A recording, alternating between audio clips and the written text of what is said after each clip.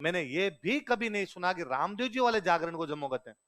गांव में कोई भी जागरण लगाओ, किसी भी देवता का जागरण लगाओ, उनको क्या बोलते हैं? जम। अब तो पता नहीं रिवाज कैसे, क्या आजकल तो फोन आगे लोग यूं समाचार देते हैं। बाकी मेरे को याद है, पहले मैं बहुत छोटा था तब ये जागरण होते, तो हम उधर इंदिरा गांधी नहर वाले इलाके में रहते हैं, वहां ढाणियों में लोग रहते। गांव में तो हमारे घर थे 50-60, ढाणियों में खूब रहते। अब किसी को ढाणी में जागरण लगाना है अपना, तो वो आके घरों में इलायची दे के जाते। इलायची का मतलब था इनविटेशन। तो मेरे को कई बार याद आता कि हम भाई भाई बाहर खेलते रहते, कोई ताऊ आते हैं, ताऊ आके पूछते हैं कि बेटा तेरे पापा कहाँ गए? पापा मेरे टीचर है, तो स्कूल चले गए, मार्केट गए हुए हैं। तो मास्टर जी आए तब कहना कि मैं इलायची दे के गया था, अपना नाम बता दे, इलायची दे के गया। हम टाबर थे, वापस पूछते कि ताऊ इलायची किस बात की? तो वापस कहते कि महाराज जम्मू है। मास्टर जी ने कही जम्मू है, इलायची देने गए। पापा आते बाहर से, हम आते कहते वो फलाने ताऊ जी आए थे, इलायची दे गए थे। अच्छा जम्मू है। अब थोड़े हम बड़े हो तो हम समझ गए कि इलायची का मतलब क्या है। इस बार हम ताऊ से वापस काउंटर करते, ताऊ किरो जम्मू है। ताऊ वापस काउंटर, जाम्बो जीरो है, जसनाथ जीरो है, पाबू जीरो है, माता जीरो है। सारे जागरण क्या कहलाते हैं? मैं तो ये जब पढ़ने लगा तब मुझे पता चला, अच्छा इतने साल गलत बोल रहे थे। ये किताबें लिख रही है कि रामदेव जी वाला जागरण क्या कहलाता है। ये डंगा झूठ है, ऐसा कुछ ही नहीं है। सारे जागरण क्या कहलाते हैं? जैसे पाबू जी के मंदिर के पुजारी भील जाति के लोग होते हैं, वैसे रामदेव जी के मंदिर के पुजारी कौन होते हैं? मेघवाल जाति। वो जो पुजारी जी होते हैं उनको क्या बोलते हैं? रिखिया शब्द का राजस्थानी भाषा में नॉर्मल सा मीनिंग है ऋषि। क्या मीनिंग है?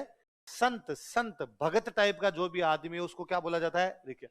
मैं कहूं आपका यदि छोटा भाई हो, गाली गलोच भी ना करे किसी से, नशा पता भी ना करे, सीधा आए सीधा जाए, बहुत अच्छा बोले, सुबह शाम अपनी पूजा कर ले, अपने कह सकते हैं कि अरे मारो भाई तो रिखी है। इसका मतलब ये थोड़ी हो रामदेव जी का मेघवाल भक्त है। इसका मीनिंग है वो संतों की तरह जीवनी जीता, इसलिए जीवन जीता अपना, इसलिए क्या कह दिया गया उसको? क्या बोल दिया गया? तो रिखिया का मतलब क्या है? अपने राजस्थान की धरती के लिए एक दुआ है कि जब राजस्थान बनाया गया तो क्या फील है, तो उसका एक दुआ है कि दीधा निज गुण देवता। बोलो देखे। दीधा मतलब दिए, निज मतलब खुद के, गुण मतलब गुण, और देवता मतलब देवता। देवताओं ने अपने गुण दिए, रिखिया दी आशीष। बोलो। दीधा निज गुण देवता, रिखिया दी ऋषियों ने अपना आशीर्वाद दिया, देवताओं ने अपने गुण। सिरजी जिन दिन मरुधरा, कब दिए सब, कब किया? सिरजी जिन दिन मरुद, ये मरुधरा जब सृजन किया गया, ये बनाई गई, उस दिन देवताओं ने तो अपने क्या दिए? गुण। ऋषियों ने अपने क्या दिया? सिरजी जिन दिन मरुधरा, सोनी नायो शीस। सोनी का मतलब होता पृथ्वी। सोनी का मतलब, नायो मतलब झुकी, शीस मतलब सिर। पृथ्वी ने अपना सिर झुकाया, देवताओं ने अपने गुण दिए, ऋषियों ने अपना आशीर्वाद दिया। कब? जब मरुधरा का सर्जन। अब इसमें रिखियां दिया, इसमें मेघवाल भक्त है क्या? इसका मतलब रिखिया का मतलब तो क्या होता है? हालांकि इसका अगला दुआ मुझे और अच्छा लगता है हमेशा, इसका अगला दुआ बड़ा जोरदार है, क्या दीदा नहीं जो देवता। बोलो देखे। जो देवताओं ने, दीदा नहीं जो देवता, लूंठापन ही लीन। देवताओं ने गुण दे दिए थे पर कई गुण उन्होंने नहीं दिए, हमने जबरदस्ती लिए। लूंठापन ही लीन, लूंठापन मतलब जबरदस्ती, जबरदस्ती छीन लिया हमने देवताओं से। देवताओं का राजा कौन है? दीदा नहीं जो देवता, लूंठापन ही लीन। जो देवताओं ने नहीं दिए हमने जबरदस्ती छीन लिए।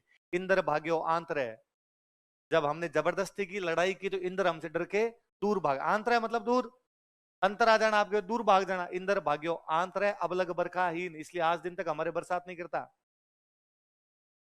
क्योंकि हमने इंद्र के साथ मारपीट कर ली। क्या छीनने के लिए? तो आपके कभी ज्योग्राफी में क्वेश्चन आएगा राजस्थान में वर्षा कम होने के क्या कारण है, आप बता सकते हो कि साहब कमी होगी। इंद्र से जब छीना झपटी करोगे, इंद्र भाग गया दूर और आपके यहां पर बरसात करता। अब यहाँ रिख्या का मतलब क्या है? ऋषि ये क्या करें? हम चीजों से, कल्चर से, भाषा से जब टूटते हैं तब ये फल है। उसका फल ये है कि हमें ये चीजें भी याद करनी पड़ रही है झूठी मूठी, वरना हर कोई आदमी जानता होता है इनके बारे में, हर कोई जानते होते। मुझे लगता है कि यार गांव में अनपढ़ से अनपढ़ आदमी है ना, ये 5 चीजें बता देगा। हिस्ट्री कल्चर छोड़िए, उसका किसी चीज से कोई लेना देना नहीं है। सुबह जाता है खेत, शाम को आता है, 4 दिन में एक बार नहाता है। ऐसा आदमी भी ये जानेगा, वो आपको गाता हुआ मिल जाएगा। घनी रे खम्मा अजमाल जीरा कंवरा, वो तो मेणा दे रो लाल, वो तो नेतल रो बरतार। क्यों? नेतल का भरतार है मतलब नेतल के पति है। वो मेणा दे रो लाल है मतलब मेणा दे का बेटा है। अजमाल जी रो कंवरो मतलब अजमाल जी का कुंवर। इन पापा के, मम्मी के नाम वो याद करवा दे, लेकिन अपने ये भी रटते हैं। अपने ये भी है पिता जमाल जी, पिता जमाल जी। उसमें क्या बोला था धांधल जी, नहीं नहीं नहीं धांधल जी उधर है, उधर है, उधर इधर है जमाल जी। क्या दुर्दशा है राजस्थान के लोगों की। उसका बेहतरीन एग्जाम्पल ये बोर्ड पे लिखी हुई चीजें हैं। ये चीजें किसी भी बच्चे को यूं ही आनी चाहिए थी। हम हमारी कल्चर से कटे, इसलिए चीजें आनी बंद हो गई। फिर दूसरी दुर्गति ये भी कि भाषा से कटे, भाषा से कटे इसलिए चीजें आती नहीं। कई बार लोग कहते हैं कि भाषा से क्या फायदा होगा, ये अगली पीढ़ियां इनको याद नहीं करेगी फिर, क्योंकि फिर दूसरी क्लास में तीसरी क्लास में शिवाजी की कहानी नहीं रामदेव जी पढ़ाएंगे। पर शिवाजी महाराष्ट्र के हैं, पढ़ लेंगे हम, 9th में आ गए, 10th में आ गए, 11th में आ गए, 12th में आ गए, शिवाजी की कहानियां पढ़ लेंगे। हमारा बच्चा दूसरी क्लास में शिवाजी की कहानी क्यों पढ़े? हमारे बाबू जी की पढ़े, रामदेव जी की पढ़े, तेजा जी की पढ़े, जाम्बोज जी की पढ़े, जसनाथ जी की पढ़े। प्राइमरी एजुकेशन बच्चे को उन चीजों की मिले जो उसके आसपास है। जब मेच्योर होता है तब पढ़े। वो शिवाजी भी पढ़े, मैं मार्तंड वर्मा के बारे में पढ़े, वो रानी चेन्नम्मा के बारे में पढ़े, वो किसी असम के योद्धा के बारे में पढ़े, वो मेजनी पढ़े, वो कावूर पढ़े, वो गेरिबाल्डी पढ़े, खूब सारी चीजें पढ़े। पर बचपन में तो वो चीजें सीखे जो उसके आसपास में घटित हो रही है। आप उसको बचपन में जो महाराष्ट्र में एक योद्धा हुए थे तो उसको ये नहीं समझ में आ रहा कि महाराष्ट्र क्या है। मुझे ये तो सिखाया जाए महाराष्ट्र क्या होता है।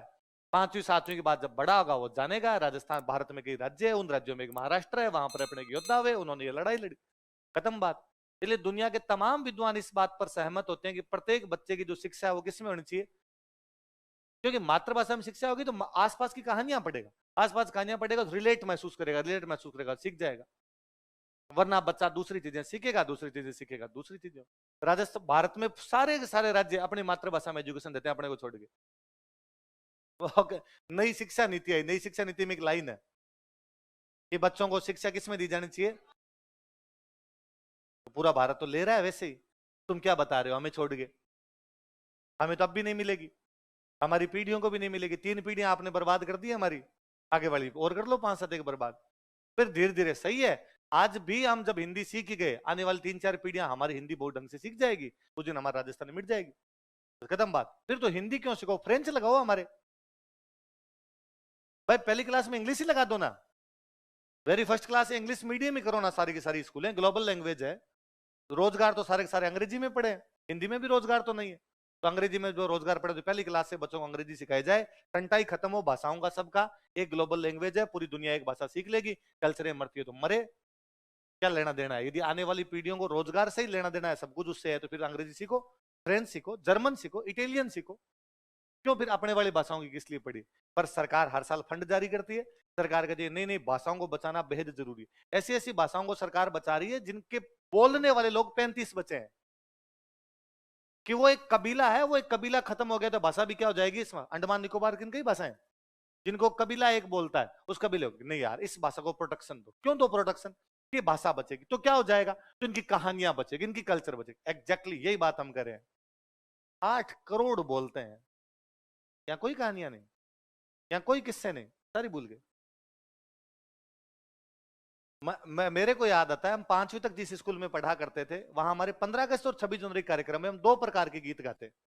या तो गाते ये तेरे ये मेरे वतन के लोगों, या ये कर चले हम फिदा जानो तन साथियों, ये देश है वीर जवानों का, मेरे देश की माटी सोना उगले, टाइप के जो देशभक्ति गीत।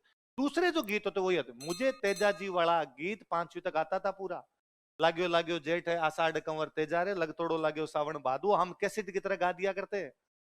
और बाकायदा मुझे याद है जो सर हमारे वो 15 अगस्त की एंकरिंग करते, वो बोलते, गांव वाले सामने बैठे रहते, छोटा सा गांव, थोड़े से लोग आए हुए बैठे रहते, और उनके सामने कहते आप लोग घरों में अपने डेक में टेप में रेडियो पे तेजा जी के रामदेव जी के गीत सुनते हैं। हमारे स्कूल में भी कुछ बच्चे हैं जो हमारे लिए डेक का काम करते हैं, टेप का काम करते हैं, कैसेट का काम करते हैं। अब आपके सामने आएगी फलानी एंड कंपनी, तेजा जी का गीत सुनाएगा, हम धड़ाधड़ सुना देते। अब ये उन दिनों की याद है, अब तो मैं भी भूल भाल गया। पर अब जो पीढ़ी आ रही है आगे, उसको तो तेजा जी वाला गीत भी याद नहीं है, उसको तो रामदेव जी वाला गीत भी याद है। फिर दूसरी बड़ी बात, फिर आप इस सिलेबस में क्यों पूछते हो, ये हटाओ। फिर ये आरपीसी कहो कि तुम ये राजस्थान जी की पूछने बंद करो। जब आपने हमारे बच्चे को बीए तक भी नहीं पढ़ाया रामदेव जी, तो फिर पूछो क्यों। आपने कहा बीए के सिलेबस के अंदर जो होगा वो कोर्स हम पूछेंगे, तो बीए के सिलेबस में तो नहीं है,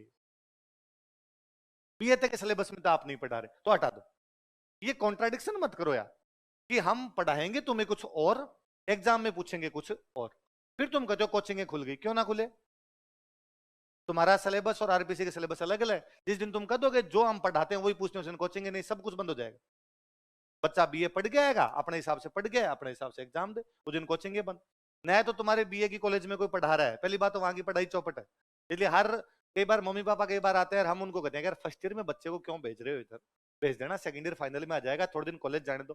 तो जेन्युइन सवाल होता है, तो कॉलेज जाके क्या करेगा? क्या करें उसको? तो ये माँ बाप को तो ये भी नहीं कह सकते ना मजे कर लेगा।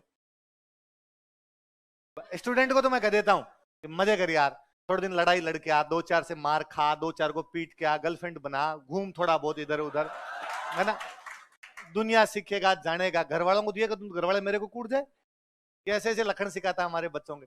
अब उनका भी जेन्युइन सवाल है, तो नहीं तो आप कॉलेजों में पढ़ा रहे हो, और जो कॉलेजों में पढ़ा रहे हो वो आपके सिलेबस से मैच करता नहीं, फिर कोचिंग और खुलेगी, धड़ाधड़ खुलेगी। इसलिए लगातार कोचिंग खुलती। डेली आप देख रहे हो कहीं ना कोई इस प्रकार की कोचिंग, ट्यूशन, इस प्रकार के सेंटर खुल रहे, क्योंकि विरोधाभास है भाषा में, संस्कृति में, आपके कोर्स में, आपके सिलेबस में भयंकर कॉन्ट्राडिक्शन है।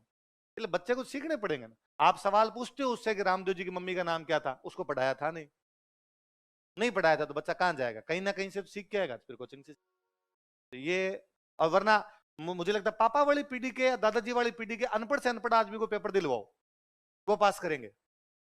को ये पूछेंगे हम लोग देवी देवता, ये पूछेंगे ये सिलेबस है, वो कहेंगे कोचिंग की जरूरत ही नहीं, कब टॉप करवाना है, हम टॉप मार गए। अपने साथ दिक्कत ये अपने भाई वो चीज तो भूल गए, वो चीज भूल गए, पढ़ी थी नहीं पढ़ी थी, खत्म बात। पढ़ी है वो तो अपने को ही आती है। आपसे कोई पूछे कि शिवाजी कहाँ के थे, तो आप बिना कोचिंग के बता देते हो। शिवाजी के गुरु रामदास थे, तो बिना कोचिंग के भी बता देते हैं कि समर्थ गुरु रामदास थे, वो कहानियां हमने पढ़ी है। तो हमें रामदेव जी वाले गुरु क्यों नहीं याद, बालीनाथ जी? क्योंकि रामदेव जी पढ़े नहीं हमने।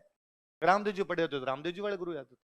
अच्छा आप कह सकते हो कि नहीं सर रामदेव जी की उनकी बात अलग अलग है, बात तो सेम ही यार। वो एक महाराष्ट्र के बड़े राजा हुए थे, अपने वाले यहाँ के राजा, ये पोखरण का राजा है।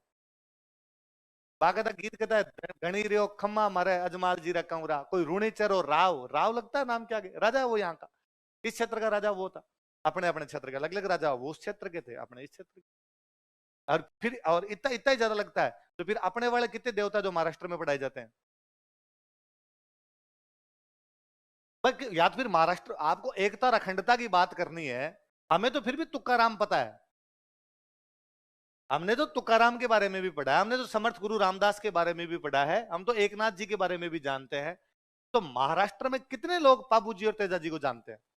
ये केरला का कौन बंदा तेजा जी के बारे में बता सकता है? हम तो तिरुवल्लवर को जानते हैं कि तिरुवल्लवर हुए थे। हमें तो रामानुजाचार्य निम्बारकाचार्य भी पढ़ाए आपने, उधर तो नहीं पढ़ाए, क्योंकि आप खुद ही मिट गए, आपका सिलेबस ही खत्म हो गया। तो दूसरा उसको कोई क्यों पढ़ना चाहेगा? आप पढ़ाते, लोगों को झकमर आगे पढ़ाने पड़ते। उन्होंने अपने अपने पढ़ाए, तिरुवल्लवर उन्होंने पढ़ाया, तिरुवल्लवर पढ़ाया तो आज पूरे पढ़ रहे हो। उन्होंने रामानुजाचार्य, मध्वाचार्य, निम्बारकाचार्य के बारे में बताया, आपको रट्टे मारने पड़ते। भले आपकी जीभ पलटा नहीं खाती निम्बारकाचार्य बोलते हुए, बोला नहीं जाता आपसे निम्बारकाचार्य बोलना कैसे, पर फिर भी आप द्वैतवाद, शुद्ध है द्वैतवाद, द्वैता द्वैतवाद सारे के सारे याद कर रहे हो। तो फिर याद तो नहीं कर रहे आप, जब आप कितने सरलता से रामदेव जी, तेजा जी, पाबू जी बोल रहे हैं, क्योंकि आपके हैं। आपसे फरीदुद्दीन फकरुद्दीन बोलते हुए जोर आ रहा है ना? मैं कहता हूं रामदेव जी में, पाबू जी में चीजें ज्यादा है। फरीदुद्दीन में तो इतनी बातें थी नहीं। फरीदुद्दीन में एक लाइन थी, सुरूरु सुदूर, उसमें नया आपसे फरीदुद्दीन बोला जा रहा है, नया आपसे सुरूरु सुदूर बोला जा रहा है, क्योंकि वो भाषा अपनी नहीं, यहां भाषा आपकी। अजमाल, नेतल, जेतल, पेमल, केलम, ये अपने नाम है।